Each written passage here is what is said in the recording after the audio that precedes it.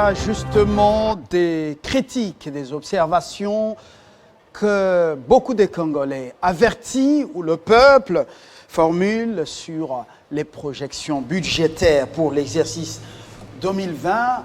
Ça fait débat aujourd'hui, va au-delà dans le système de Matissa Niveau pour s'interroger sur cette loi des finances pour l'année qui s'annonce dans quelques semaines. S'agit-il d'un budget de l'État ou tout simplement celui du gouvernement central? La question provocatrice, embarrassante, les invités vont tenter d'y répondre. L'autre question, FCC Cash, comment pérenniser les acquis de l'alternance tant chantée? On en parle en Afrique et dans le monde, une première au Congo-Kinshasa, mais au-delà, comment faire en sorte que cette alternance pacifique et civilisée du pouvoir puisse donc demeurer et aller faire longtemps. Voilà, 5 invités autour de cette table. Fumuntoto qui fait sa rentrée politique ou médiatique, je ne sais pas.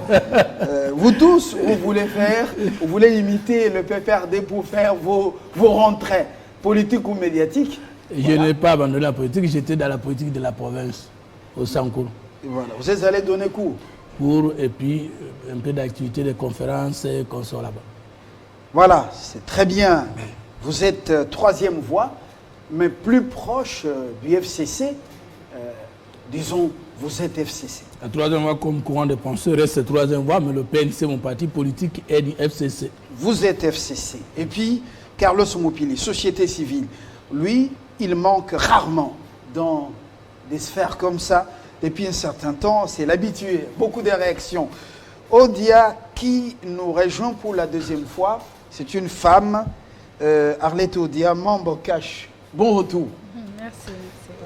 Et puis Bombelo Sanda, Patrick, député national FCC, ce sont eux qui ont examiné le texte qui venait d'être déposé, projet de loi des finances 2020, déclaré ou jugé recevable et désormais, donc depuis hier, à la commission ECOFIN. Donald Kabasele, membre de Cash, est aussi avec nous depuis un certain temps et continue. Alors, bienvenue à tous. Merci. Bombelo Sanda, donc le micro vous revient tout à l'heure. On va utiliser le micro fantôme. On commence par la loi des finances 2020, un budget de l'État congolais ou un budget du gouvernement central. Nous nous sommes donc inspirés de la loi numéro 11/011 du 13 juillet 2011 relative aux finances publiques. L'article 2 qui fait référence à ce qu'on appelait retenue de 40% à la source par les provinces. Article 3, article 4, article 5, budget de l'État, distinguo aussi avec le budget provincial. Alors, le Congo a-t-il un budget de l'État ou un budget du pouvoir central? Question embarrassante. Nous parlerons également du processus d'installation qui vient d'être effective, l'installation du bureau de l'Assemblée nationale avec un opposant au perchoir, plutôt au bureau de cette Assemblée nationale. Alors, je commence par le député national. Bombelo Sanda, est-ce qu'il y a un distinguo par rapport à la loi évoquée entre le budget de l'État et le budget du gouvernement central? Merci beaucoup. Je pense que les budgets, c'est ce que nous avons voté, c'est le budget de l'État. Ce n'est pas le budget des gouvernements centraux, tout simplement. C'est un budget de l'État. Pourquoi je dis budget de l'État? Il y a des préoccupations, n'est-ce pas, soulevées sur l'ensemble du territoire qui se retrouvent dans ces budgets-là. C'est le cas notamment des routes de dessert agricole. Il n'y a pas de routes de dessert agricole uniquement à Kinshasa. C'est un budget de l'État congolais. Mais alors, ici à Kinshasa, nous avons un gouvernement central. N'est-ce pas? Le gouvernement central vote un budget pour l'ensemble de la République. Mais au niveau de chaque province, il y a des gouvernements, il y a ce qu'on appelle, chaque province vote maintenant, il y a des votes maintenant, un budget au niveau de chaque province. Le budget qui est voté à la CHOP, est-ce que ce budget que vous appelez budget de l'État tient-il compte de ce que les provinces ont déjà comme projection pour l'exercice 2020, quand vous voyez justement la manière dont le Lualaba est en train d'évoluer, ce ne sont pas des petites sommes d'argent. Est-ce que ce budget rassemble toutes ces réalités des provinces? Moi, je pense que l'élaboration du budget, c'est tout un processus. On n'élabore pas le budget, on vient, on dit bon, on rassemble les papiers, on dit non. L'élaboration du budget, ça passe par des besoins exprimés au niveau de chaque territoire. Et ça monte au niveau des secteurs, des territoires, et ça monte jusqu'au niveau de la province. Il y a un budget qui est d'abord élaboré au niveau provincial, n'est-ce pas, sur base des recettes produites par la province. Et si vous voyez ce qui se passe à Lualaba, mais il faut pas comparer Lualaba avec la Chopo. Parce que là, c'est une province minière. Mais cette province-là a suffisamment de ressources et que si ces ressources sont gérées par des personnes comme les gouverneurs de Lualaba, eh bien, nous ne pouvons qu'assister, n'est-ce pas, à cette montée en puissance qui est observée dans cette province-là. Alors, nous prenons Kabasele. Y a-t-il un distinguo entre le budget de l'État et le budget du pouvoir central? Merci beaucoup, M. Fabien. Je sais que vous m'avez reproché tout de suite, il ne faut pas dire beaucoup de merci déjà. Je crois que la question a lieu d'être. En fait, il faut d'abord qu'on sache que nous sommes dans un régime où nous prenons la décentralisation, qui a à la tête un gouvernement central et à la base un gouvernement provincial. Quand on vote le budget, c'est un budget qui prend en charge toutes les recettes et les dépenses qui se feront effectivement partout en République. Mais seulement notre Constitution essaye de faire une différenciation. C'est-à-dire, par moment, il y a des recettes qui sont propres aux provinces et des recettes que le gouvernement central peut prélever. Dans ce cadre... Je reviens à l'article 2 de la loi que j'ai évoquée tout à l'heure, la loi numéro 11-011 du 13 juillet 2011 relative aux finances publiques. L'article 2. La présente loi s'applique aux finances de l'État, à savoir les finances du pouvoir central, celles des provinces, ainsi que celles des entités territoriales décentralisées et de leurs organismes auxiliaires. Voilà. Ça voudrait simplement dire qu'au niveau des provinces, il y a des entités territoriales décentralisées qui sont censées travailler des mèches avec le gouvernement central. Il y a des modalités de fonctionnement qui sont définies par les lois, notamment la loi de finances. Il y a la Constitution qui est très explicite là-dessus. Donc, c'est ce qui fera que pour certaines provinces, il y a des taxes qu'ils peuvent percevoir au niveau de leur province pour assurer leur autonomie de gestion, leur autonomie de fonctionnement. Mais cela n'empêche pas au pouvoir central, qui est censé réguler tout ce qui se passe en République démocratique du Congo, d'avoir une mainmise ou carrément un œil sur ça. C'est ainsi que vous voyez, à un moment, les provinces ont commencé à réclamer qu'il fallait qu'on puisse vraiment assurer une caisse nationale de péréquation pour justement faire face à des inégalités, à des problèmes qui étaient, certaines provinces pouvaient se comporter plus que les autres parce que ces provinces ont simplement beaucoup de bénéfices, ils ont beaucoup de minéraux dans leur sous-sol. Alors, il y a aussi la retenue. Vous venez de parler de 40%. Pourquoi on l'exige? C'est parce qu'il y a de primes, bien que prélevées dans les provinces, mais qui sont gérées par le gouvernement central. Et à travers ça, le gouvernement central est censé rétrocéder le 40% de tout ce qu'il perçoit pour justement assurer à chaque province son fonctionnement régulier. D'ailleurs, les autres voulaient que nous soyons dans un État fédéral, où chaque préfet de province est indépendant, même du point de vue constitutionnel, mais l'État fédéral ne devrait que avoir des fonctions qui sont les siennes. Cette fois-ci, c'est une forme de fédéralisme, Mais nous sommes dans un État unitaire régionalisé, ce qui fait que les ETD dépendent du gouvernement central. Et là, on ne dira pas qu'il y a un budget de l'État et de l'autre côté, il y a un budget du gouvernement central.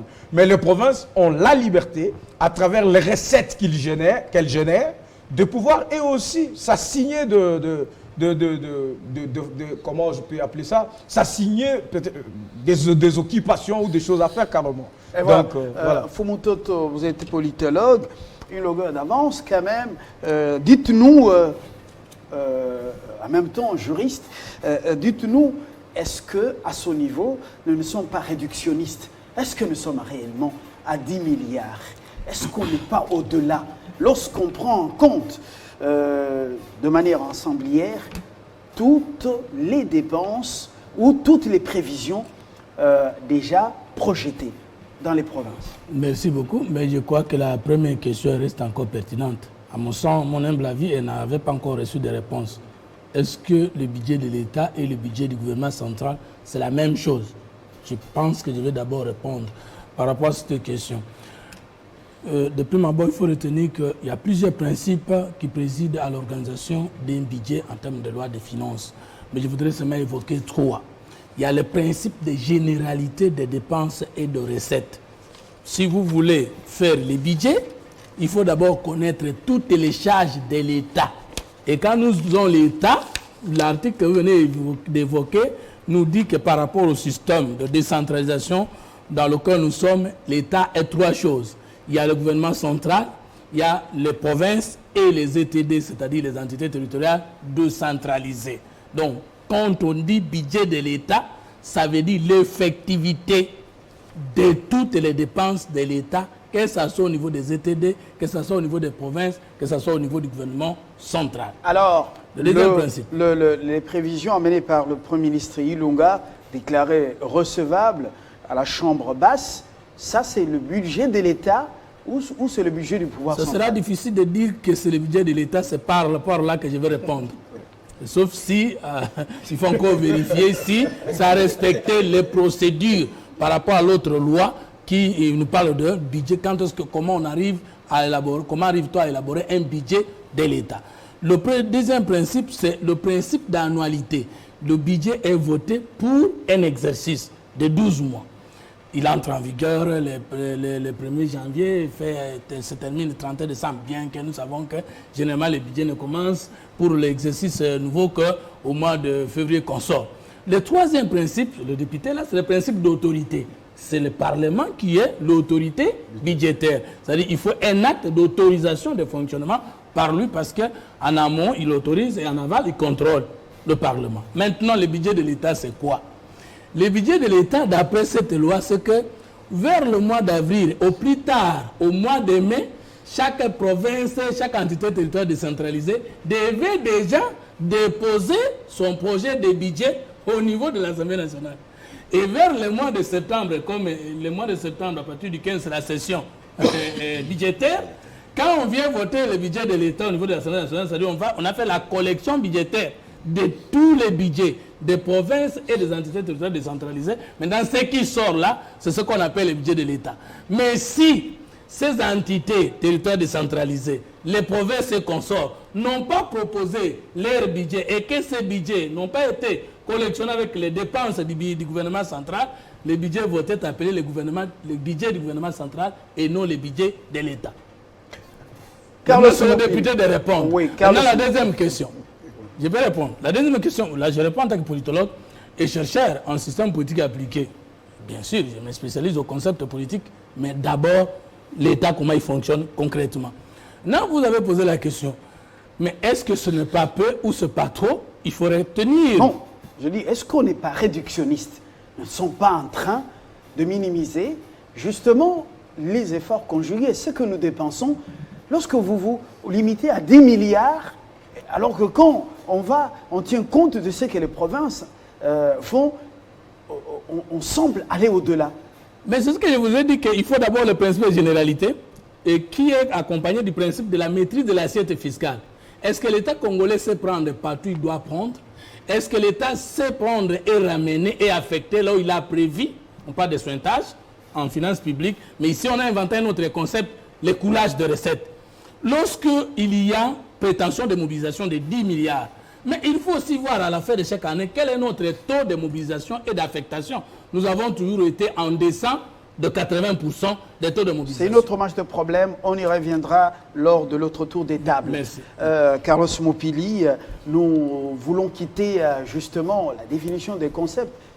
Est-ce que vous êtes d'accord avec Fumutoto que le budget du gouvernement Papa Ilunga, c'est tout simplement un budget du pouvoir central? S'il n'a pas tenu compte de la procédure pour arriver à l'élaboration d'un budget de l'État. S'il est réellement un budget de l'État, est-ce qu'il a tenu compte des réalités des provinces et de ce qui est réellement mobilisé et dépensé? Non, il n'a pas tenu compte des réalités, mais il a pris en compte les recettes et les dépenses des provinces. Et parce que j'ai un tableau où tout est indiqué selon les pourcentages. J'ai dit très bien qu'il n'a pas tenu compte des réalités parce qu'il y a des provinces qui sont vraiment reculées, mais qui ont eu moins de pourcentages, et des provinces avancées qui ont eu plus de pourcentages. J'évite et je dénonce les réclamations infondées de certains gouverneurs qui gèrent des provinces qui ont bénéficié des concours des autres. Ça n'a aucun argument ou une explication sur l'histoire économique de notre pays. Monsieur Fabien, vous connaissez que c'est le caoutchouc, produit de l'EVA de la province orientale et de l'Équateur, qui a servi de base, de capital pour la création de l'UMCA, l'Union minière du Haut-Katanga, l'actuelle GECAMIN.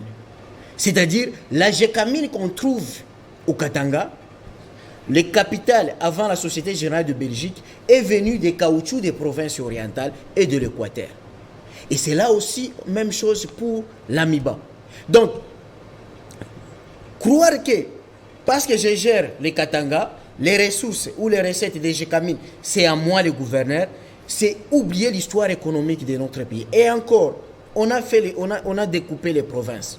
Vous gérez aujourd'hui la province de Haut-Katanga, capitale Lubumbashi. Mais la ville de Lubumbashi a bénéficié de toutes les productions des autres provinces telles que Tanganyika, Olomami et tout consort. Même chose pour l'ancien Équateur. Vous êtes aujourd'hui le gouverneur de l'Équateur au biais de Chopo. Mais Mbandaka, la ville de Mbandaka a été construite par beaucoup de ressortissants de Bouende Suparcé. Donc, c'est vraiment anormal et c'est mauvais de vouloir réclamer ce qui ne vous appartient pas. Mais réductionniste, oui. Le Congo ne mérite pas ça. Et moi, je regrette encore. La coalition cache au lieu de réfléchir. Et c'est là, sur comment nous donner un budget conséquent, on est allé en dehors, on était dans des disputes qui ne profitent pas à l'État. Je prends l'exemple simple. Nous avons les 10 milliards qui nous entendent dans les dossiers judiciaires à la Cour internationale de justice, que l'Ouganda pouvait nous donner même 4 milliards de dollars. Mais nous avons signé conjointement avec l'Ouganda pour renvoyer à une date ultérieure les audiences qui devraient traiter sur la réparation de ce que nous avons subi. Nous avons notre pétrole que l'Angola exploite. Vous vous souvenez quand Lambert Mende était encore ministre des hydrocarbures, l'Angola nous doit 700 millions pour la RDC et je crois chaque fin du mois. Nous avons le gaz méthane. Est-ce que l'Angola paye? Je ne sais pas. Le problème de l'argent, on ne se dispute pas dans les télés. C'est des histoires inutiles que les politiciens nous viennent avec ça à la télé. Nous avons le gaz méthane que le Rwanda exploite dans le lac Kivu. Et la Russie a une technologie de nous donner ça, de nous faire profiter. Nous avons une réserve plus que la Libye de pétrole dans le lac Albert. L'Ouganda exploite et nous, rien. Nous avons les lingots d'or dans les territoires de Chabunda, dans les rivières Oulindi, Elila, et partout, qu'on exploite avec des dragues et qui ne profitent pas aux Congolais, c'est aux sans-papiers indo-pakistanais. Nous avons, même en dehors des ressources, nous avons de l'eau. Vous vous souvenez les projets des sociétés de candidats Paipay à l'époque. Nous avons au-delà de ça le tourisme. Vous connaissez si aujourd'hui, on change de ministre et des touristes, Mais là où Lumumba a été tué... Ministre du Tourisme, pas le ministre des Touristes. Ah, du tourisme, oui. Ouais. Vous savez, là où on a assassiné Lumumba, là où Lumumba est né, mais c'est un lieu touristique qui devrait nous produire beaucoup d'argent, de même là où Kimbangu et même là où Mosé Laurent Désiré Kabila a été tué. Mais je vais citer pour parler de la mobilisation des ressources. On va aborder ce sujet. C'est très important, mobilisation des ressources. Arlette Odia, on termine ce premier tour de table avec vous, justement. Budget de l'État, on dit, selon la loi du 13 juillet 2011, que c'est un document contenant les prévisions des recettes et des dépenses du pouvoir central consolidées avec celles des provinces. Voilà. Est-ce que le texte qui est à l'ECOFIN présentement, vous êtes aux côtés d'un élu du peuple, envoyé par le peuple là-bas pour sa cause, est-ce que ce texte, il respecte cette loi? Je voulais d'abord à l'article 4. Je commence par dire que vous venez là de préciser votre question, parce qu'au départ, je me demandais s'il était juste question de différencier le budget de l'État au budget du pouvoir central, du gouvernement central. Là, je pense que c'est juste question de concept, étant donné que le budget, il est présenté par le gouvernement et finalement amené à l'Assemblée pour la suite du travail. Mais ça veut dire autrement qu'il prend en charge toutes les recettes, toutes les dépenses de l'État. Mais s'agissant du cas précis, celui du texte qui se trouve à l'ECOFIN aujourd'hui, la question que vous posez là, celle de savoir s'il s'agit réellement du budget de l'État ou celui du gouvernement pouvoir central. Je réponds à cette question en parlant de ce que Fumutoto venait de dire par rapport au principe qui dirige l'élaboration du budget, notamment celui de l'autorité, comme il l'a cité à côté de celui de généralité et de l'annualité. L'Assemblée, constituée de 500 députés, chacune représentant les provinces, l'ayant jugé recevable, je pense que c'est déjà suffisant pour considérer qu'il s'agit du budget de l'État. Sinon, les députés, chacun en représentation de sa province, aurait évoqué le fait que sa province n'aurait pas été suffisamment prise en compte ou que les dépenses, les charges de cette province n'ont pas été suffisamment représentées ou prises en charge. Je vous mets un peu d'eau dans la bouche. La même loi définit le budget provincial comme étant un document contenant les prévisions des recettes et des dépenses des entités territoriales décentralisées intégrées dans celles de la province.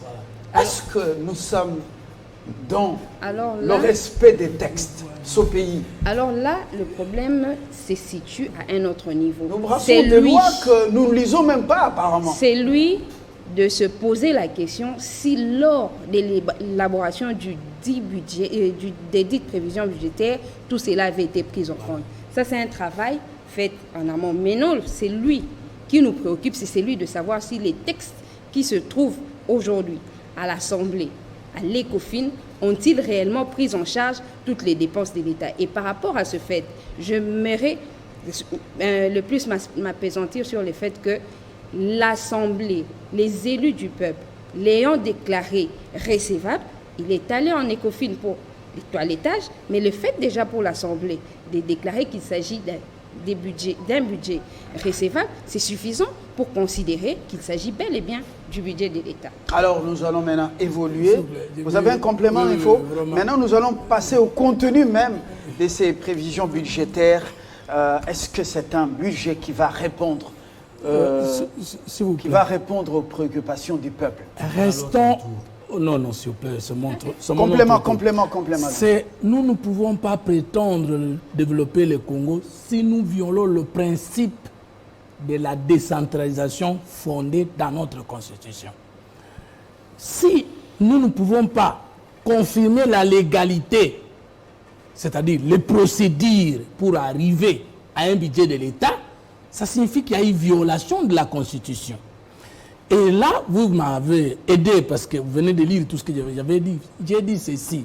Quand on dit décentralisation, c'est un système d'organisation politique qui consiste par le législateur à créer des personnes morales ou collectivités publiques avec leur autonomie organique, avec les matières spécifiques et avec leur autonomie financière. Ça signifie, contrairement à ce que Maître Moupili a dit, que le gouvernement central n'a pas le droit d'imaginer et de prendre en compte les dépenses et recettes des provinces et des entités territoriales décentralisées. Non. Le budget consolidé signifie que chacune de ces entités créées par le législateur a son pouvoir exécutif et son assemblée délibérante. Et c'est de là que vient leur proposition de budget. Et ce sont ces budgets arrivés qui doivent être consolidés vers le mois de mai, comme j'ai évoqué. Dans la loi, là, c'était le mois de mai, au plus tard le 25 mai, ou au plus tard, si en retard, au mois d'août.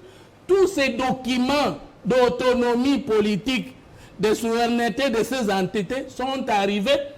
Et le mot consolidé, ça veut dire chaque province a exprimé la hauteur de ses dépenses en amont, de ses recettes en amont et en aval. Maintenant, le Parlement doit consolider ça. Il ne s'agit pas d'un Premier ministre avec son gouvernement qui pense que le Sankourou mérite autant. Non!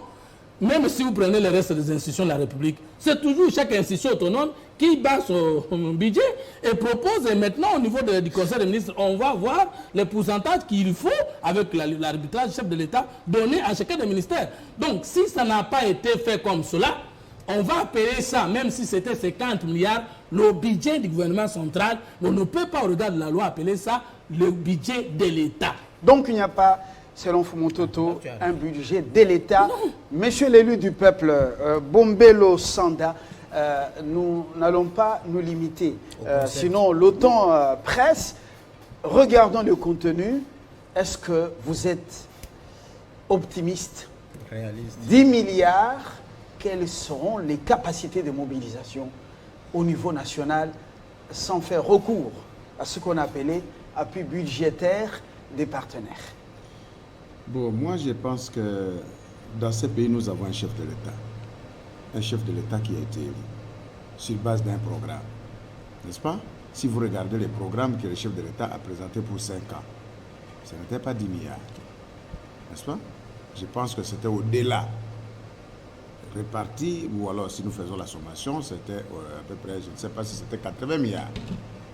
Et lorsque nous commençons par là, par rapport à ce que fut le budget, la législature, disons, l'année passée, ben, nous estimons qu'on est passé de 6 milliards à 10 milliards. Bon, pour moi, j'estime qu'il y a quand même une certaine volonté, mais le problème, c'est au niveau de l'exécution.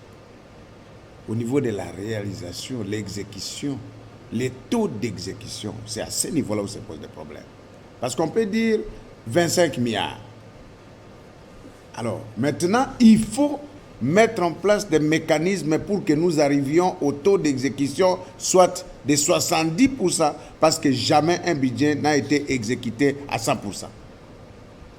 Dire qu'on va exécuter ça à 100%, c'est une utopie. C'est de la rêverie tout simplement.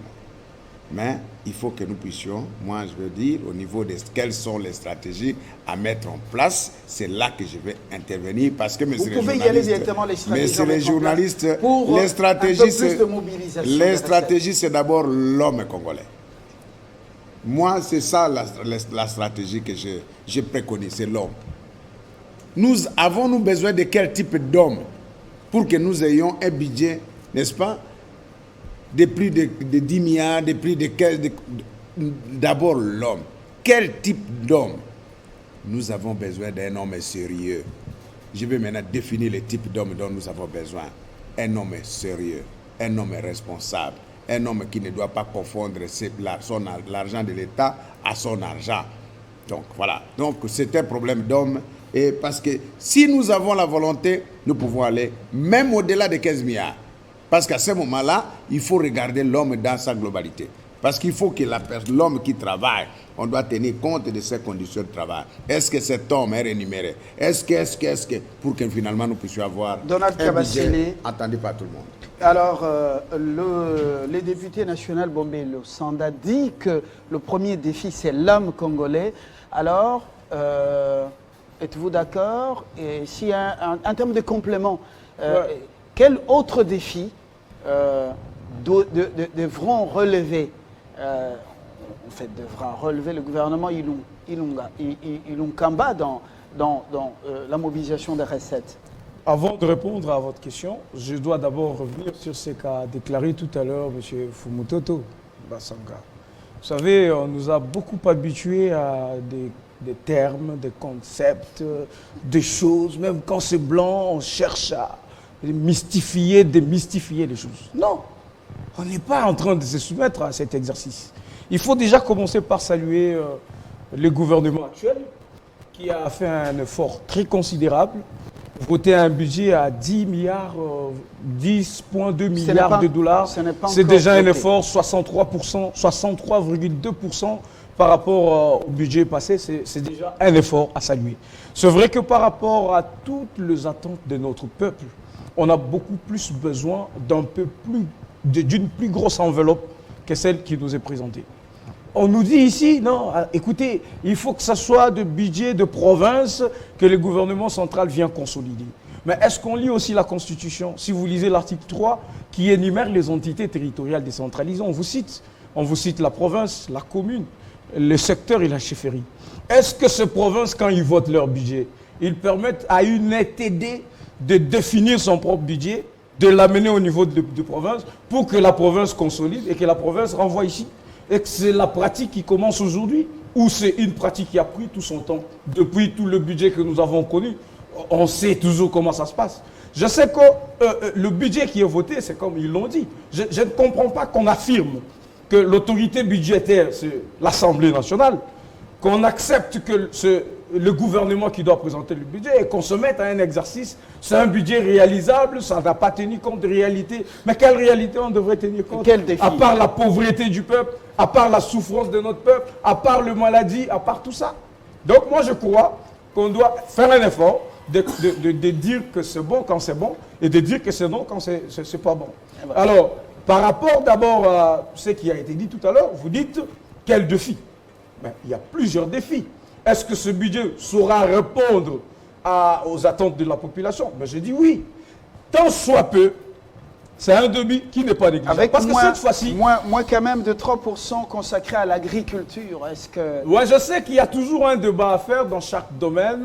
S'il faut donner quel pourcentage et tout ça, je crois que c'est un débat qui a lieu d'être. C'est d'ailleurs pourquoi le projet de budget qui a été adopté et aujourd'hui à l'ECOFIN, c'est justement pour qu'on prenne des mesures, des renforcements, des corrections, qu'on voie comment est-ce qu'on peut encadrer ça économiquement pour que quand même ça soit quelque chose d'assez présentable.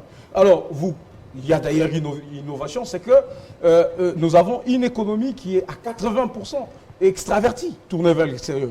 Qu'est-ce qu'il faut faire pour mobiliser les ressources? Non, pas le bon comportement des prix des matières premières sur le marché international. Par exemple, le cobalt et le cuivre. Voilà, tantôt ça baisse, tantôt ça remonte et tout ça. Mais au moins cette fois-ci, le Premier ministre vous dit que je vais lutter farouchement contre la corruption. Mais tous on sait que quand on avait même un budget de 4 milliards, ça n'empêchait pas au ministre de se procurer des villas de 4 millions. Nous avons vu un ministre nommé un mois de service, il a un immeuble de 2 millions, de 3 millions.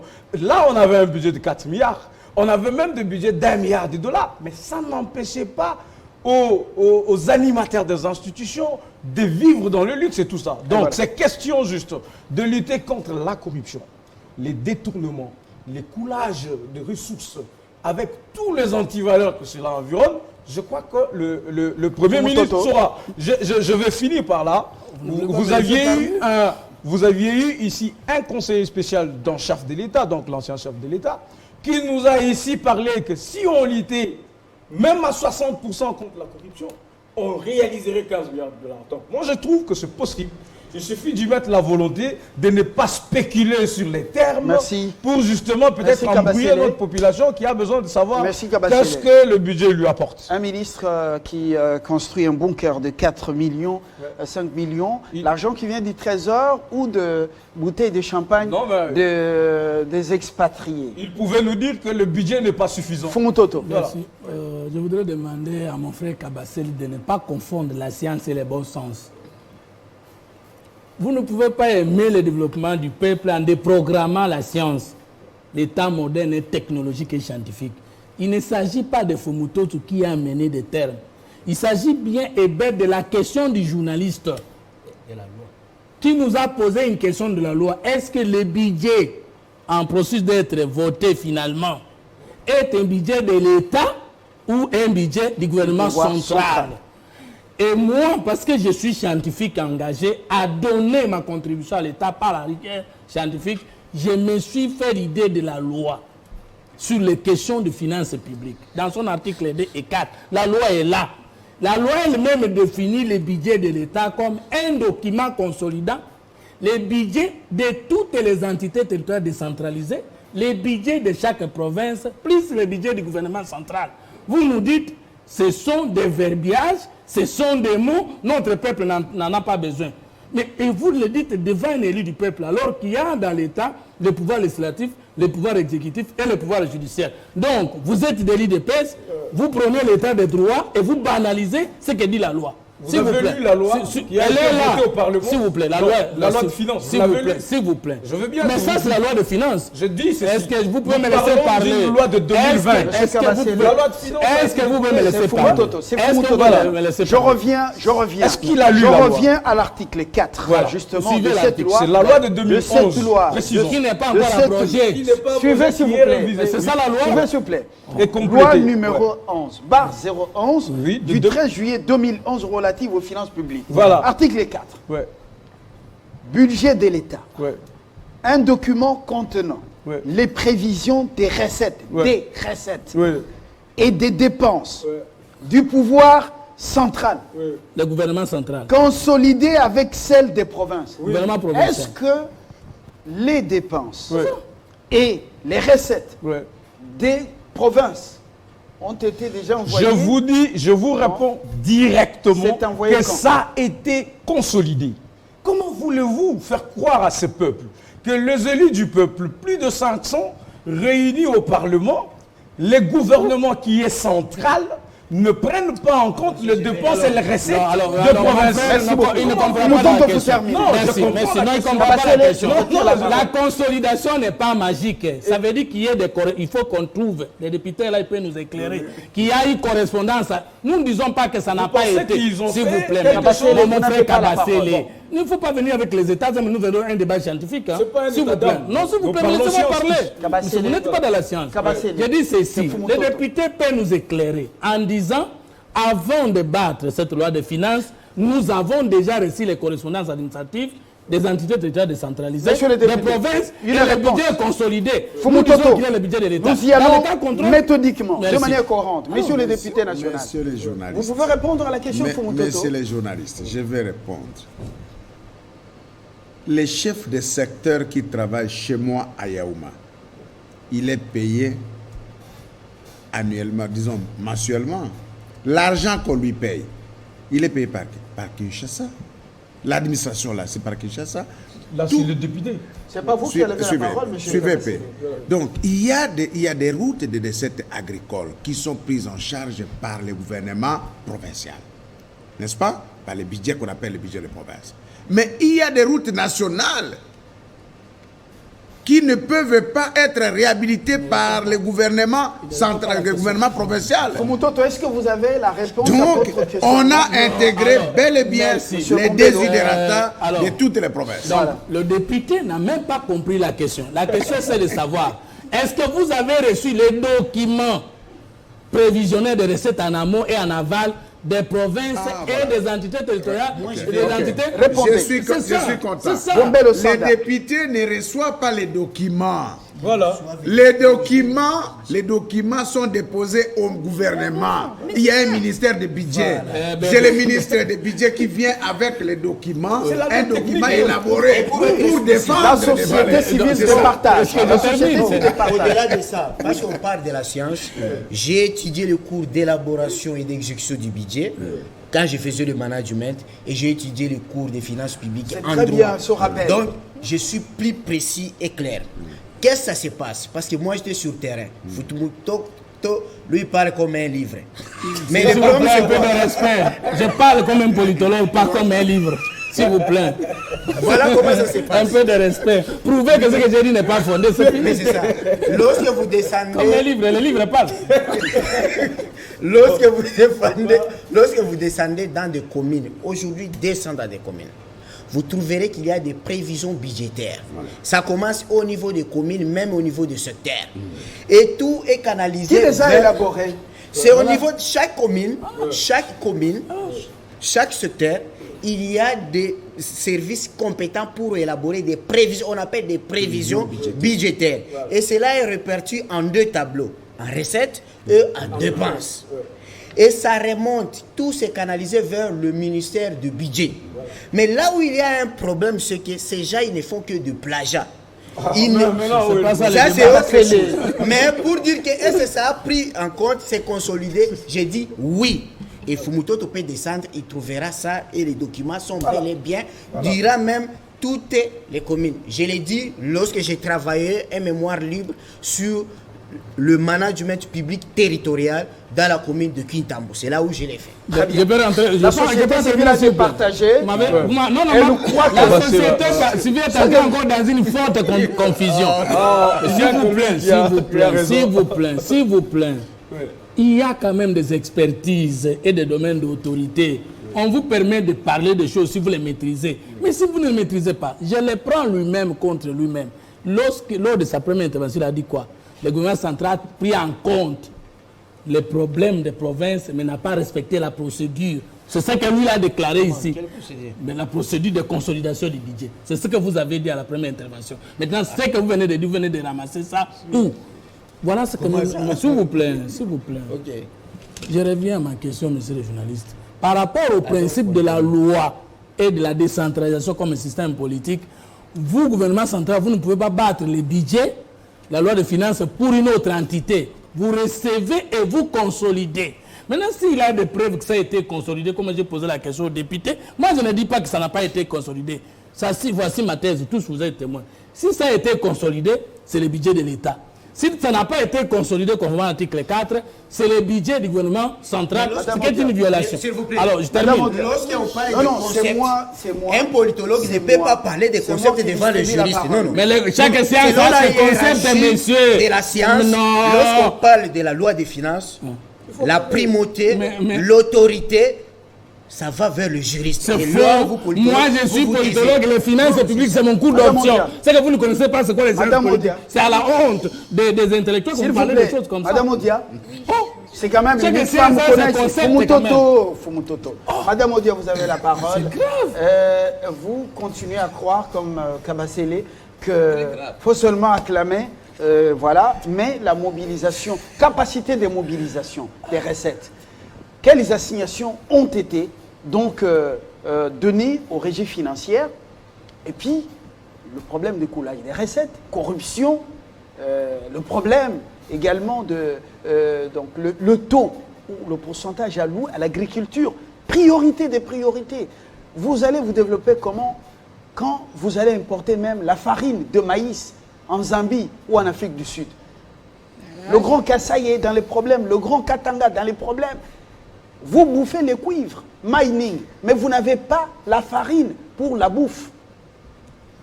Je pense que face à l'évidence, on ne discute pas. Et quelle est l'évidence en ce moment? C'est que le Premier ministre a présenté un projet de loi qui a été déclaré recevable auprès des élus. C'est déjà ça une évidence. Et cette évidence nous porte suffisamment à croire que toutes les dépenses des recettes de l'ensemble de la République ont été prises en charge. Et par rapport à cet aspect, il s'agit bel et bien du budget de la République. Et je pense que là, on peut évoluer parce que même Fumutoto, en prenant la parole, il nous amène dans les hypothèses en disant que si réellement ça a été consolidé, c'est un budget de l'État et si ça n'a pas été consolidé, c'est un budget du pouvoir central. Or, par là déjà, on vous a mis au défi d'aller vérifier où vous voudrez. C'est là que vous vous rendrez compte qu'il s'agit d'un cas ou dans l'autre. Mais sinon, par rapport à votre voisin, laissez-moi un peu évoluer.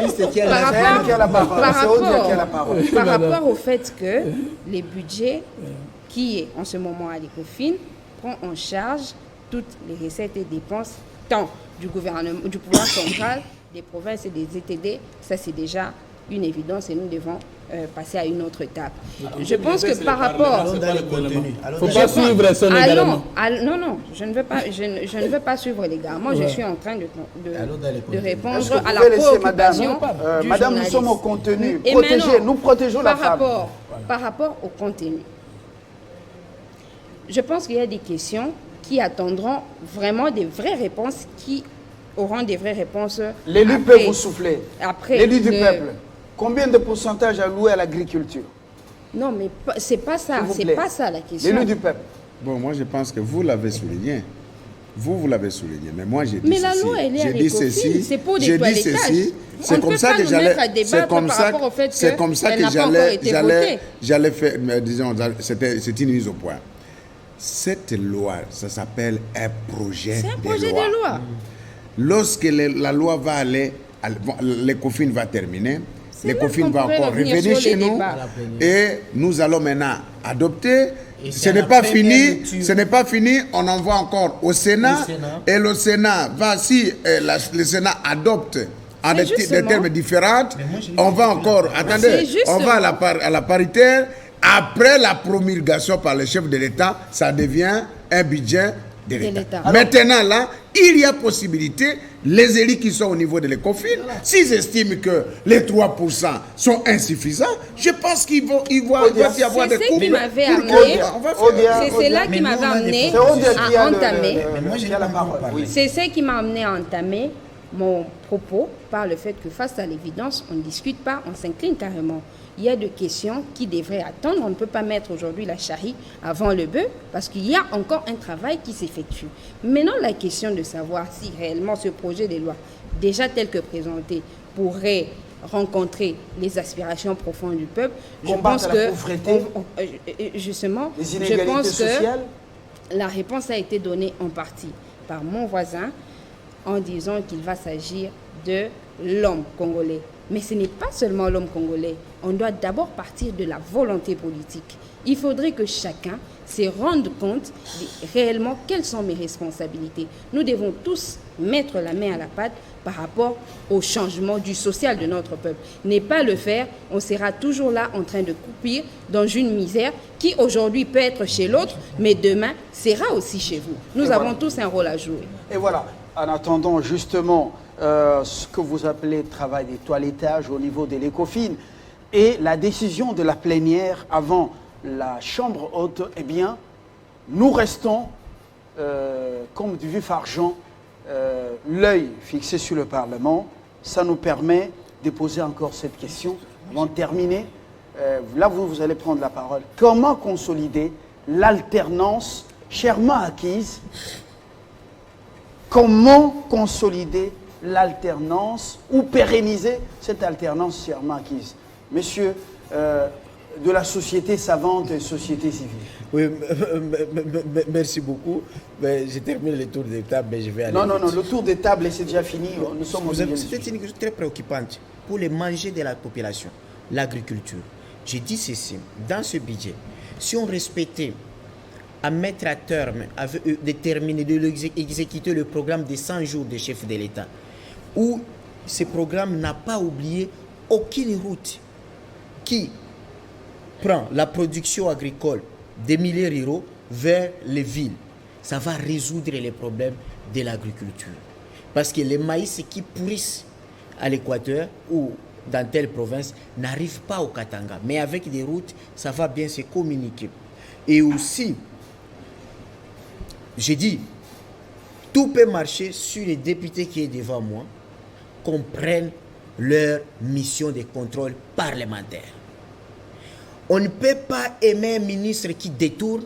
Ça, c'est aimer les ministres contre le président de la République. Et ça, nous avons connu avec la législature passée. Le fait que vous protégez un ministre parce qu'il est de la majorité parlementaire, là, vous êtes en train de travailler contre le président de la République parce que c'est lui le comptable de la nation. D'où nous avons besoin de honorable Godin Pouy au niveau de l'Assemblée nationale. Donc, là, vous faites une promotion vraiment gratuite. Là. Alors, même au niveau de la ville de Kinshasa, qu'est-ce qu'il y a? au niveau de la ville de Kinshasa, c'est un exemple que l'Assemblée nationale doit suivre. Godin Poy, il est du FCC, mais avec son contrôle parlementaire, il a poursuivi le membre du FCC qui était à l'exécutif provincial de Kinshasa. C'est très important. Merci beaucoup. C'est très important. Comment pérenniser les acquis de cette alternance? D'abord, rapidement, il y a ce qui nous unit qui est plus grand que ce qui nous divise. Le même discours tous les jours. Tous les jours, parce que l'unité, c'est toujours le même discours. Ouais. 2. FCC cache, le peuple nous attend au bilan de la gestion. Voilà. Ce n'est pas important que nous puissions nous-mêmes entrer dans des chamailleries alors que nous avons un bilan à présenter à notre peuple. Il va nous dire, vous m'avez géré 5 après. Où en sommes-nous? Pendant que nous avons la dette du peuple, et bientôt une année, hein? Bientôt une année, dans des futurités. Nous avons perdu beaucoup de temps aussi avant l'installation du gouvernement. La misère du peuple continue à peser sur nos épaules. Moi, je vais demander aux uns aux autres d'apaiser leurs esprits, d'avoir l'esprit de la paix, le langage de la paix et les actions de la paix. La première chose. Aujourd'hui, on parle du budget. Est-ce que c'est le budget de l'investissement? Est-ce que c'est le budget du fonctionnement? Mais avec le dépassement budgétaire, il y a les députés de l'Assemblée provinciale du Congo central qui sont dans l'impaiement de plus de 5 mois. Mais il y a des dépassements budgétaires dans d'autres institutions. Il y a le taux de prétention et la différence avec le taux de mobilisation et le taux d'exécution. Est-ce que tout ça, le peuple va nous pardonner parce que l'FCC aurait dit que Moutou Amala Mouza cache et que cache Moutou Amabé? Mais le président de la République, moi je l'ai trouvé très sage et plus sage. Il est en train de me surprendre positivement. Il dit qu'il n'y a pas d'un côté les anges et de l'autre le Dieu. Ensemble, nous pouvons beaucoup. Ce que je demande à nos leaders respectifs, je ne veux pas prendre le président de la République avec l'autorité morale de notre famille politique au même pied d'égalité, dans la mesure où l'un est président de la République et l'autre est président honoraire. Mais je vais prendre les deux au même pied d'égalité par rapport au fait que l'un est leader du CACH et l'autre est leader du FCC. Que les deux qui n'ont pas de problème nous contaminent, nous. Parce qu'apparemment, entre Joseph Kabila et Félix Tshisekedi, il n'y a rien. Mais entre nous, les membres de notre famille, de nos deux sections de regroupement, ça ne tient pas. Donc, il faut qu'il y ait des formations et des séminaires de rapprochement de vie. De deux, il faut que nous, du FCC et du CACH, nous puissions éviter de voler le rôle de l'opposition. Moindre pépin, nous marchons. Il ne revient pas aux gens qui gouvernent des marchés. C'est aux gens qui sont à l'opposition des marchés parce qu'il s'agit des inputs et des outputs. Vous réagissez parce qu'il y a des gens qui gèrent. Mais nous-mêmes qui gérons, nous commençons à être dans la rue. Nous voulons dire, nous ne voulons pas faire de la rue. Pragmatique, donc, nous voulons que Ferti réussisse parce que ça sera pour le compte du Congo. C'est vous qui gérez. Que l'IDP cesse de voler le rôle de l'opposition, que le PPRD cesse de voler. Parce que ce que nous faisons là, c'est le rôle de l'opposition. C'est l'opposition qui doit nous critiquer, qui doit montrer que nous ne travaillons pas bien. Mais nous, c'est comme si, déjà, à l'IDP au pouvoir, on veut dire Farouk la rejoint succès, n'a qu'un appel côté naïf. Nous rejoint. Non. Merci Foucault. Travaillons ensemble que le peuple nous juge et l'opposition nous contrôle. Vous êtes aux affaires, CACH, FCC. Pour décaisser l'argent, même les frais de fonctionnement des écoles, un problème. Papa Ilunga, on sent qu'il est économiste. Oui. Mais au lieu de vous assumer, vous mettez à vous critiquer. Et pourtant, vous dites que c'est vous qui contrôlez. Finalement, là, comment on doit aider que cette alternance puisse être un événement historique dans le monde entier, qui est déjà enseigné même au Cameroun, dans les universités. C'est bien bon. Nous assumons à 90%. Nous assumons. Vous voyez, le budget, c'était d'ailleurs une histoire de 7 milliards. Le chef de l'État est venu, il a dit, niet, pas question. C'est encore maigre. Faites une augmentation de 30%, qu'on arrive à 10 milliards. Et il a dit lui-même que c'est maigre par rapport aux attentes qu'il a pour ce peuple. Et nous y allons méli-mélo. Nous avons connu de temps dans ce pays. Dans ce pays, nous avons connu de temps. Plutôt, mollo, j'allais dire. Vous voyez, Fumouto est en train de me suivre. Fumouto est en train de me suivre. Voilà. Alors, Nous avons connu de 1 milliard de budget, de 4 milliards, les choses se répétaient. Tout d'un coup, on Nous a sommes eu au 10 niveau de milliards. la pérennisation des acquis. Vous de avez l'alternance. parlé de quelque chose d'assez important, vous avez parlé de pourcentage alloué à l'agriculture. Mais je peux vous informer, nos téléspectateurs, que dans le démarche que le chef de l'État a dû faire, il y a une société roumaine qui a signé un contrat de 20 milliards de dollars pour investir dans l'agroalimentaire avec le ministre de l'Agriculture. Ça va commencer d'ici là. Et cette société qui est une Est-ce grande... que la Roumanie peut nous amener Non, mais 20 milliards c'est quand une même. société qui est basée en Amérique et cette société a décidé, c'est le plus gros investissement en Afrique. Ils le font ici en RDC. Donc vous voyez que des problèmes Mais sont en train comment de se consolider résoudre. cette épée au niveau Comment de le notre famille consolider? politique? Nous devons nous assumer chacun dans ce qui les concerne. Famille et pouvoir. Ici, on vous dit que même si nous-mêmes du cash FCC, nous sommes en train de mal nous comporter, on ne doit pas marcher contre nous-mêmes. On doit laisser l'opposition le faire à notre place. Ce n'est pas ça qui est enseigné à l'UDPS. Non, ce n'est pas ça qui est enseigné à l'UNC. Nous apprenons que même quand c'est notre chef qui se comporte mal, nous on doit lui dire que tu te comportes mal. S'il faut marcher, on marchera. Donc ça vous voyez, n'existe pas. en fait, c'est en principe ça le Ça problème. n'existe pas. Le député venait de le dire. Carlos Mopil, il l'a dit d'ailleurs tout de suite, il dit, il ne faut pas que le député de la majorité protège un ministre simplement parce qu'il est de la majorité. Ça voudrait simplement dire que le FCC cash, on ne va pas se protéger quand on sera dans de Pas bonnes se vies. protéger, Quand on sera dans s'entendre. de bonnes vies, vous nous verrez sur la rue pour dénoncer. Si la MOCA ne le fera pas, nous on le fera. Mais vous Imaginez le ferez ce qui à la rue comme opposition, quoi. Imaginez-vous. Mais c'est grave. Imaginez-vous aujourd'hui le drame qui se passe avec la MOCA. Ils sont seuls là, on leur a dit le poste de rapporteur adjoint. Il y a Katouli d'un côté, la MOCA de l'autre et Bemba. Ils se sont entrés dedans et c'est l'Assemblée nationale qui a tranché. Vous voyez, au lieu qu'eux seuls se concertent et qu'ils sortent un seul candidat, ils s'entrent dedans et c'est finalement l'Assemblée nationale. Vous n'avez rien proposé. Je suis en train d'y aller. On sent que vous êtes rentré dans la pyromanie. Non, s'il vous plaît. Bombello. Qui dirige à la rue. Bombello. Merci de la parole, monsieur le journaliste. Je voudrais vous dire ceci. Les FCC, les cash, au jour d'aujourd'hui, les relations sont au beau fixe. Je parle des choses que je connais.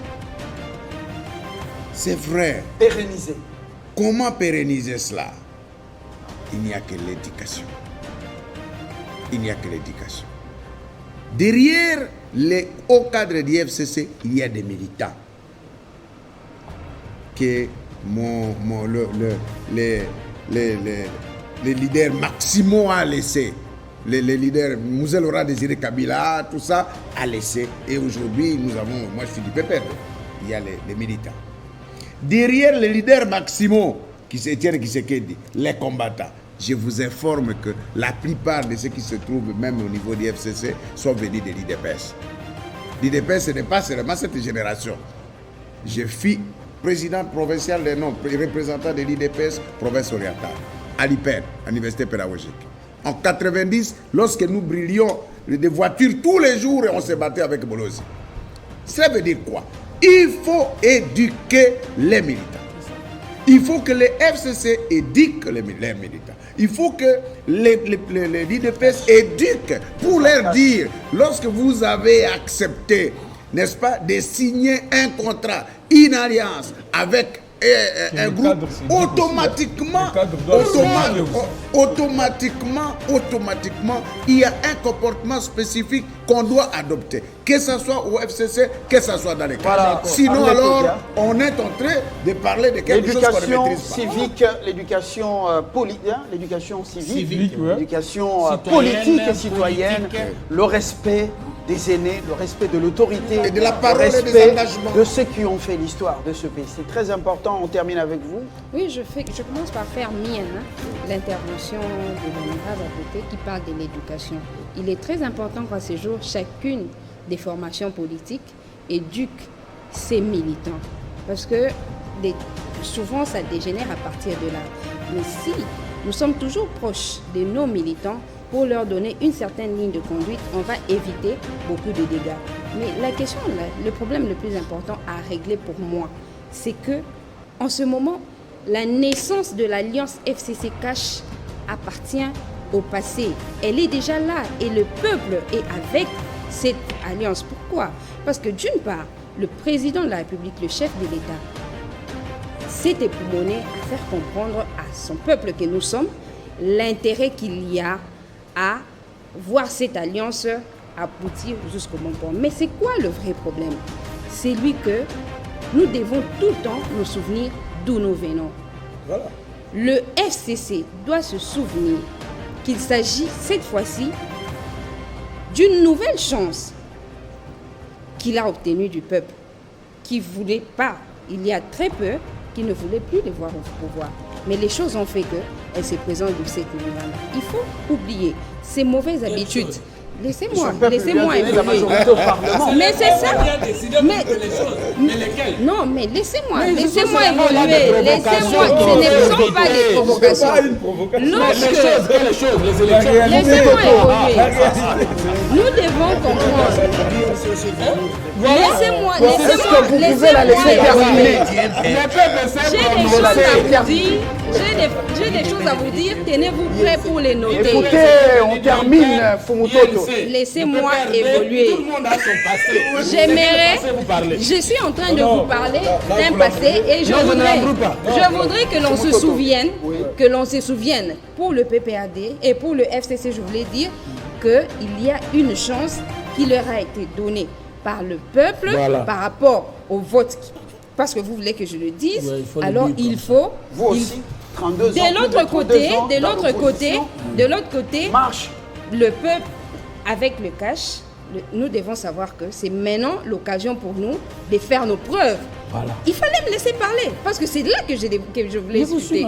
On ne veut pas voir aujourd'hui le ministre, alors qu'ils ont le pouvoir, continuer à vivre dans une certaine léthargie. Non. Nous avons une responsabilité et nous devons répondre. Laissez-moi répondre parce que vous bouffez mes minutes. Je reviens sur le fait que les acquis de l'alternance aujourd'hui ne peuvent être conservés que si chacun se met devant sa responsabilité, que nous nous souvenons chacun de son passé et ça va nous permettre de bien faire notre avenir. Alors là, vous nous parlez comme le général Kanyama. Vous voulez descendre dans la rue, prenez la photo de votre épouse, de vos enfants, regardez. Non, mais Serena n'existe plus. Serena n'existe plus. Merci. Non, mais les antivaleurs, c'est aussi dans les dirigeants. Merci. Même nos bilans Et c'est négatifs. terminé. Merci. Vous rendrez compte au peuple dans 4 ans. Sur des questions macroéconomiques, des questions sur la réforme de la justice, des questions sécuritaires. Mais pas des questions sur les individus. Merci. Ça évite les esprits bas à venir. Merci beaucoup. Je crois que si vous Fumutoto, débattez merci. sur les Merci taux de Patrick change Bombé qui est Le passé de Sanda. 1 Merci dollar Arlette à Odia. 1700, Merci Donald Kabasele et Carlos Opili, je crois que ce serait un très bon débat. Ça montre vraiment très têtu aujourd'hui et qui n'écoute pas l'homme qui l'a invité. Alors, à très bientôt pour un autre débat. Au revoir. C'est ça, l'ambiance bon enfant. Et puis, aimons-nous les uns les autres. Il n'y a que le Congo qui nous reste. l'alliance FCC-CAF. Et voilà. Tout en assumant le bilan. Pour nous les peuples. Positif. Pour nous les peuples. Merci.